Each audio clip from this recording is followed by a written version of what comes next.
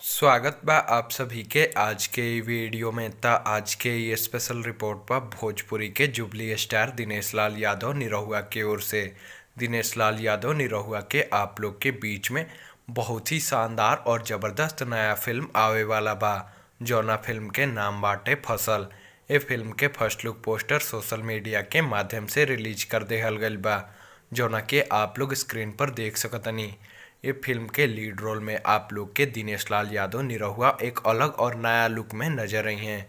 ये फिल्म में किसान के दयनीय स्थिति और खेती और किसानी के बारे में दिखावल गईल बा।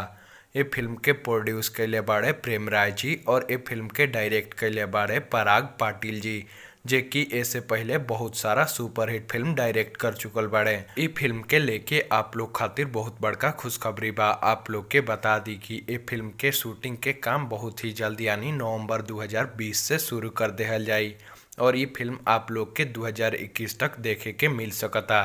तो आप लोग कमेंट में बताएं कि आप लोग के दिनेश लाल यादव निरहुआ के आवे वाला फिल्म के नाम और फर्स्ट लुक पोस्टर कैसन लागल और कितना लोग ये फिल्म के इंतजार कर रहल बा।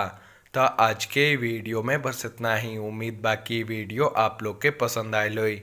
वीडियो पसंद आयल तो वीडियो के लाइक कर दी, शेयर कर दी, कमेंट करी और चैनल पर नया बानी तो भोजपुरी सिनेमा से जुड़ल सभी खबर सबसे पहले और बिल्कुल फ्री में देखे खातिर हमनी के चैनल के सब्सक्राइब कर ली और घंटी के बटन के दबा के नोटिफिकेशन के ऑल कर दी, ताकि हमार सभी लेटेस्ट वीडियो के नोटिफिकेशन आप तक सबसे पहले पहुँचे।